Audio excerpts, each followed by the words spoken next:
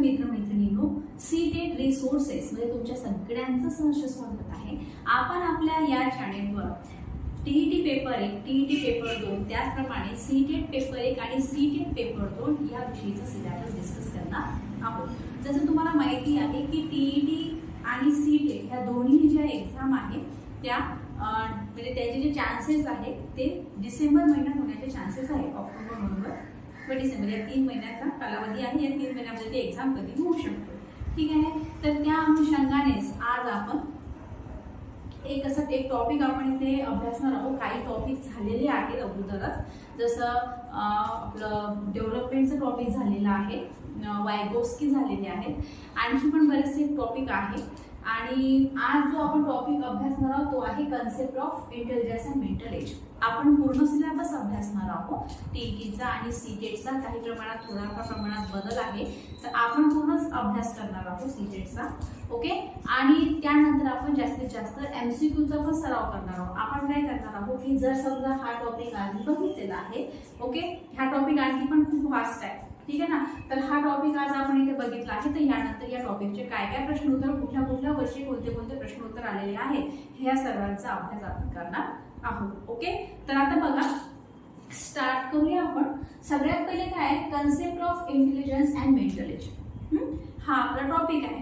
आता बघा, बुद्धिमत्ता ही जी आहे ना, ही प्रत्येकाची वेगवेगळी असते। प्रत्येकाची बुद्धिमत्ता सारखी राहत नाही, ओके। माझी बुद्धिमत्ता वेगळी आहे, तुमची वेगळी आहे। जे दोन भाऊ बहीण सुद्धा जे असतात ना, त्यांची बुद्धिमत्ता सुद्धा सारखी राहत नाही। प्रत्येकाची बुद्धिमत्ता वेगळी राहते, ओके। मग आता कसं आहे की बुद्धिमत्ता मापन करण्यासाठी काही कशा असतात, काही चाचणी असतात, त्या चाचणीकृती बुद्धिमत्ता मापन केली जाते। कसं आहे, मानसिक वय आणि शारीरिक वय हे कसं आहे वेगवेगळं राहते। एखाद्याचं मानसिक वय किती आहे, आपण म्हणजे शारीरिक वय किती, त्याच्यावर मानसिक वय आपण काढू शकतो। त्याचं कसं आहे, त्याचं सूत्र आहे, त्या सूत्रानुसार आपण ते काढू शकतो। आपण पुढे बघणार आहोत। पहिलं वाक्य बघा, मानसिक वय ही जी संकल्पना आहे ती आल्फ्रेड बिने यांनी मांडलेली आहे। आता हे जे वाक्य आहे हे महत्त्वाचं आहे, कारण की यामधला प्रश्न येऊ शकतो। आणखी एक सांगायचं म्हणजे तुम्हाला जसं ते तसं विचारत नाही, तुम्हाला एक सिच्युएशन दिलं जाते आणि सिच्युएशन बेस्ड प्रश्न उत्तर तुम्हाला विचारलं जातं। त्या सिच्युएशनला तुम्ही कशा प्रकारे टॅकल करता त्याच्यानुसार तुमचं सर्व काही असते। असे प्रश्न तुम्हाला विचारले जातात आणि तुम्हाला ते टॅकल करावे लागतात। तुम्ही त्या सिच्युएशनवर तुम्ही कशा प्रकारे हे करू शकाल। जर समजा एक लहानसं समजा उदाहरण दिलं मी तुम्हाला की शाळेमध्ये शिक्षक शिकवत आहे आणि एक विद्यार्थी विनाकारणच गोंधळ करत आहे। मग आता अशा परिस्थितीमध्ये शिक्षकाने काय करायला पाहिजे, है ना। मग आता अशामध्ये मग 4 ऑप्शन देतात ते की बाई शिक्षकाने एकतर मुख्याध्यापकाकडे जावे, किंवा शिक्षकाने त्याला रागवावे, किंवा मग त्याच्या शाळेत त्याच्या आई वडिलांकडे हे करावे, असं राहतात ना। याच्यातून तुम्हाला त्या परिस्थितीत तुम्ही जर शिक्षक आहे, मग आता तुम्ही शिक्षक आहे आणि तुमच्या वर्गामध्ये कोणी हे करत आहे, राग म्हणजे विनाकारणच मस्त्या करत आहे तुमच्या वर्गामध्ये कोणी, तर तुम्हाला तेव्हा तुम्ही काय करता, त्या परिस्थितीनुसार तुम्हाला ते काम करायचं आहे, तुम्हाला तिथे प्रश्नाचं उत्तर द्यायचं आहे। मग आता पहिलं वाक्य काय आहे आपलं की मानसिक वय ही जी संकल्पना आहे ही आल्फ्रेड बिने यांनी मांडलेली आहे। कोणी मांडलेली आहे, आल्फ्रेड बिने यांनी मांडलेली आहे, ओके। बघा मग आता पुढे बघूया। 1914 मध्ये काय आहे की विलियम स्टर्न यांनी मानसिक वय आणि जन्मवय याच्या गुणोत्तरावरून बुद्धिगुणांक काढण्यासाठी काय सांगितलं, त्यांनी एक सूत्र सांगितलेलं आहे। बाय द वे, हे जे मानसिक वय यांची संकल्पना जी आल्फ्रेड बिने यांनी मांडलेली आहे त्यालाच बौद्धिक वय असेही म्हटले जाते, हे लक्षात ठेवायचं, ठीक आहे।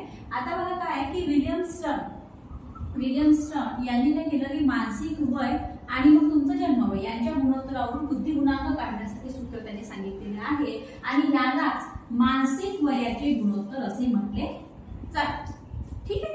आता बघा की मग आता याचं सूत्र काय आहे, याचं सूत्र काय ते आपण बघू। याचं सूत्र असं आहे की बुद्धिगुणांक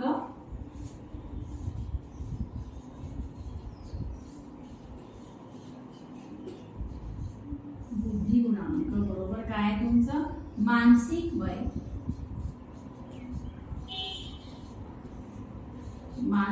वय भागीला तुमचं शारीरिक वय आणि गुणिला तुमचं काय 100, हे तुमचं बुद्धी गुणांक काढण्याचं सूत्र आहे. कोणी मांडलेलं आहे? विल्यम स्टर्न यांनी मांडलेलं आहे. ओके, विल्यम स्टर्न यांनी कोणत्या साली? 1914. साल वगैरे हे विचारत नाही, परंतु कुणी मांडलेलं आहे हे विचारू शकतात.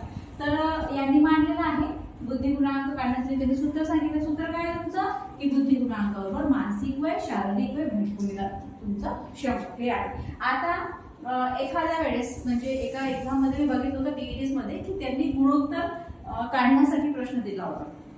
अगोदरची एक्झाम आहे खूप, त्याच्यामध्ये त्यांनी म्हणजे तुम्हाला दिलं की बाई शारीरिक वय 100 आहे हे आहे असं त्यांनी दिलं आणि कॅल्क्युलेशन करायला त्यांनी दिलं होतं. तुम्हाला उत्तर काढण्यासाठी सांगितलेलं होतं. असं मागे एक आलं होतं, एका पेपरमध्ये आलेलं होतं. आपण ते तपासणार, आपण त्याचा अभ्यास करणारच आहोत की कुठल्या कुठल्या पेपरमध्ये या टॉपिकवरचे प्रश्न उत्तर आलेले आहे.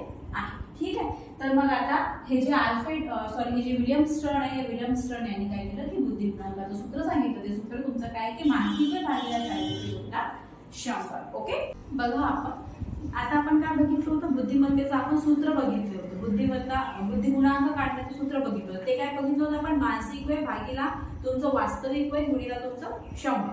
शारीरिक वय सुद्धा म्हणू शकतो किंवा तुमचं वास्तविक वय सुद्धा आपण म्हणू शकतो. आता बघा बुद्धिमत्तेचे वितरण आहे, डिस्ट्रीब्युशन केलेलं आहे बुद्धिमत्तेचं की कुठल्या कुठल्या प्रकारची जी बुद्धिमत्ता आहे त्याला तुम्ही कुठल्या काय काय म्हणू शकतो. आता असा प्रश्न येऊ शकतो की समजा आता 140च्या वर जे असतात ना सूत्रातून निघालेले आहे. ओके, जे सूत्र आपण वापरलं ना ते सूत्रातून निघालेले आहे. मग आता 140चे जे वर आहे ते कोणते आहे? ते तुमचे अलौकिक बुद्धिमत्तेचे आहे. 130 ते 139 वाले कुठले आहे? तुमचे असामान्य बुद्धिमत्तेमध्ये हे मोडतात. मग आता 120 ते 129 या दरम्यान आलेले जे काही मुलं आहेत किंवा जे काही लोक आहेत ते कसे मोडतात? ते कुशाग्र बुद्धिमत्तेमध्ये मोडतात. 110 ते 119 हे शीघ्र बुद्धीमध्ये मोडतात. 90 ते 109 या दरम्यानचे जे आहे ते कुठले होतं? तुमचे सामान्य बुद्धिमत्ता. ओके, सामान्य बुद्धिमत्ता. 80 ते 89 मध्ये तुमचे उपसामान्य बुद्धी. 70 ते 79 मध्ये तुमचं अतिसामान्य बुद्धी. त्यानंतर 60 ते 69 मध्ये तुमचे अल्पबुद्धी. 40 ते 59 मध्ये तुमचे मंद. 20 ते 39 मध्ये तुमचे जड बुद्धी आणि तुमचं 20 पेक्षा पण कमी असेल तर तो मग तुमचा निर्बुद्ध. ठीक आहे, कसं आहे माहिती आहे का? याच्यामध्ये येऊ शकते तुम्हाला प्रश्न हा येऊ शकते की सामान्य बुद्धिमत्तेचा जो काही असतो विद्यार्थी त्याचा किती असतो बाई, हे किती असते त्याची बुद्धिमत्ता, तर ते कशी असते की तुमची सामान्य बुद्धिमत्ता तुमचं कसं असते 90 ते 109 मध्ये. ओके, आलं लक्षात? एक तुम्हाला सांगायचं आहे माझे ऑफलाईन आणि ऑनलाईन हे दोन्ही क्लासेस चालू आहे, सीटेटचे आणि टीईटीचे सुद्धा. मी डिस्क्रिप्शन मध्ये माझा नंबर देऊन देईन. जर तुम्ही इंटरेस्टेड असाल कोणी क्लासेस लावायला तर तुम्ही लावू शकता. ओके, चला पुढे जाऊया आपण. हे तुमच्या लक्षात आलं बुद्धिमत्तेचे वितरण कसे आहे ते की, आणि याच्यामध्ये प्रश्न तुम्हाला विचारू शकते की बुद्धिमत्तेचे वितरण एखादा देऊ शकते तुम्हाला हे कुशाग्र बुद्धिमत्तेवाले किती याच्यामध्ये हे होतात किंवा मग सामान्य बुद्धिमत्तेवाले. सामान्य बुद्धिमत्तेचा प्रश्न येतो की किती कोणती कॅटेगरी राहते त्याचं 90 ते 109 त्याची कॅटेगरी राहते. ओके, ठीक आहे. मग आजच्या भागामध्ये आपण एवढंच बघूया. हा आपला शॉर्ट व्हिडिओ होणार आहे, जास्त लंबा जाणार नाही, लंबा खेचणार नाही मी. या व्हिडिओमध्ये आपण काय काय बघितलं मी तुम्हाला पहिल्यांदा सांगून देते. या व्हिडिओमध्ये आपण सगळ्यात पहिले बघितलं की अल्फ्रेड बीने यांनी संकल्पना मांडली, ते आपण बघितलं.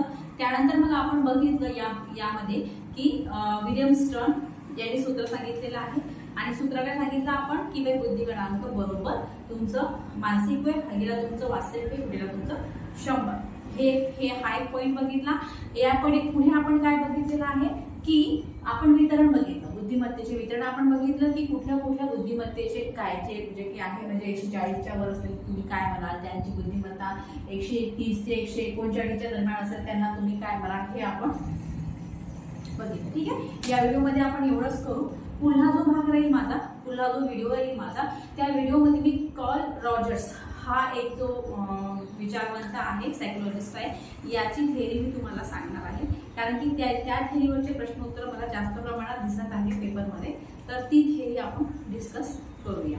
ओके, आणि ठीक आहे, मग आज आपण इथेच थांबूया.